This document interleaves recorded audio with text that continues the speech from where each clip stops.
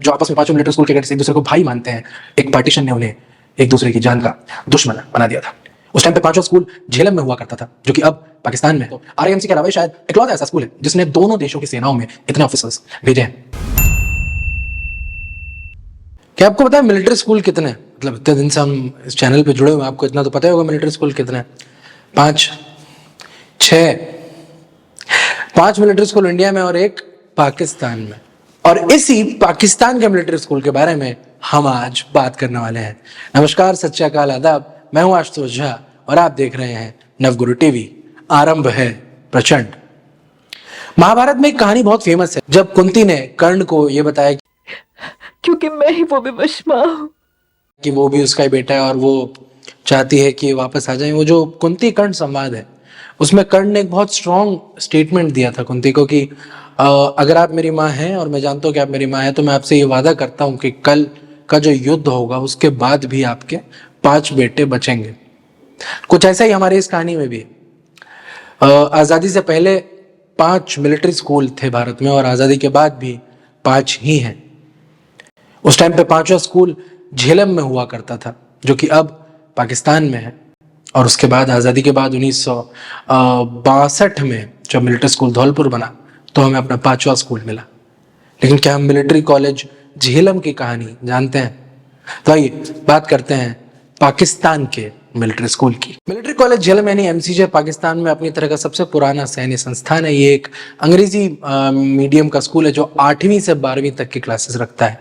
सराय आलमगीर शहर के बगल में जीटी रोड पर स्थित ये स्कूल लगभग 170 एकड़ में फैला हुआ है। इसकी स्थापना 3 मार्च 1922 को प्रिंस ऑफ वेल्स द्वारा की गई थी और नाम रखा गया था KGRIMS, जिसे आमतौर पर KGR के नाम से जाना जाता है।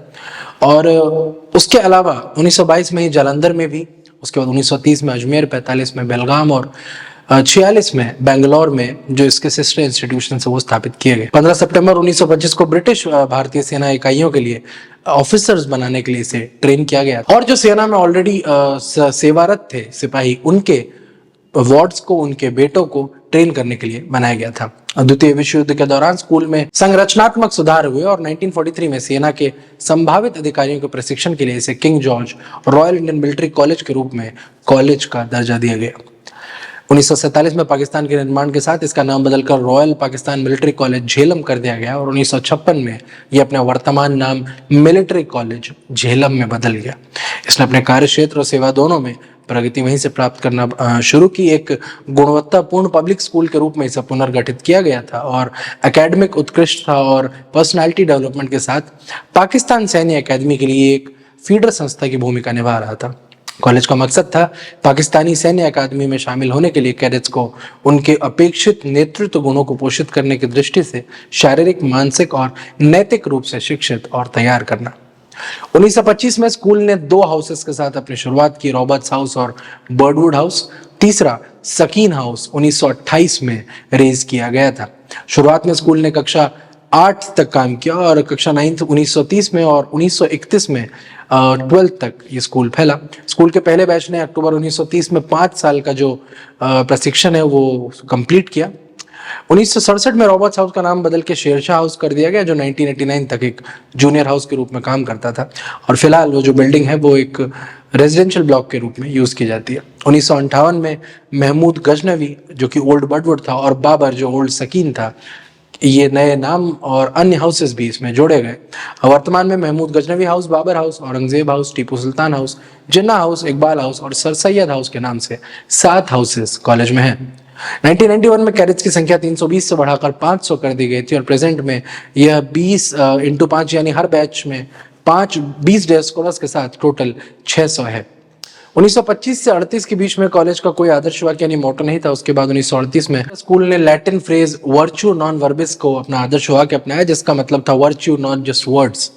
1947 में इसे फारसी के फ्रेज तुआना बूद हर का दाना बूद से बदल दिया गया, जिसका अर्थ है जो बुद्धिमान है वही मजबूत है। 1956 में से फिर से इसके अभी जो इसका करंट मोटो है इल्म व अमल, उससे बदल दिया गया, जिसका अर्थ है ज्ञान और कर्म। कॉलेज ने अपने इतिहास में कई महत्वपूर्ण पड़ाव पार किया। इसने 27 नवंबर 1950 को अपनी सिल्वर जुबली मनाई, नवंबर 1975 में गोल्डन जुबली, नवंबर 1986 में डायमंड जुबली और 15 सितंबर 1999 को प्लैटिनम जुबली मनाई। 3 मार्च 2022 को पिछले साल इसका शताब्दी समारोह भी मनाया गया था। कॉलेज के कैडेट्स आलमगीर या आलमगीरियंस कहलाते हैं और विशिष्ट आलमगीरियों में सेना चीफ, वायुसेना चीफ, नेवी चीफ आदि बहुत सारे ऑफिसर्स रहे हैं। कुल मिलाकर मिलिट्री कॉलेज झेलम ने 300 से ज्यादा ऑफिसर्स बनाए हैं और आजादी से पहले की बात को काउंट कर लें तो आरआईएमसी के अलावा ये शायद इकलौता ऐसा स्कूल है जिसने दोनों देशों की सेनाओं में इतने ऑफिसर्स भेजे हैं। जिस तरह राष्ट्रीय मिलिट्री स्कूल्स ने भारत के राष्ट्र निर्माण में महत्वपूर्ण भूमिका निभाई है, वैसे ही मिलिट्री कॉलेज झेलम ने भी प्रतिबद्धता की भावना के साथ अपने मुल्क पाकिस्तान की सेवा की है। कॉलेज के रोल ऑफ ऑनर में शहीदों, लीडर्स और वरिष्ठ अधिकारियों के साथ सिविलियंस और सैन्य प्रतिष्ठानों के सभी क्षेत्रों में शामिल लोग भी हैं।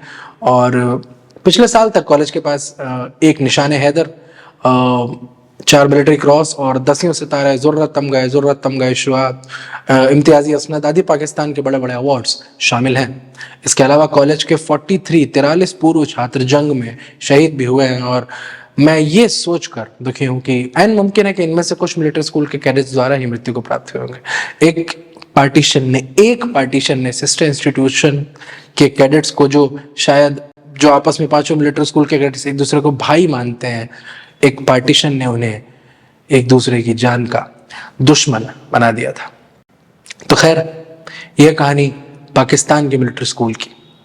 उम्मीद है आपको हमारी ये खास पेशकश पसंद आई होगी और अगर आई है तो इसे शेयर करें। अगर आपको मिलिट्री स्कूल पाकिस्तान के बारे में पता था तो हमें बताएं, नहीं पता था तो भी कमेंट्स में हमें बताएं और लोगों के साथ शेयर करें, क्योंकि ये जानकारी औरों के पास भी नहीं होगी। और चैनल को सब्सक्राइब करना ना भूलें, क्योंकि आप तो जानते हैं सैनिक, मिलिट्री और नवोदय की तैयारी यहीं से शुरू। नवगुरु, मैं हूं आशुतोष झा और मैं लेता हूं आज आपसे विदा। जय हिंद।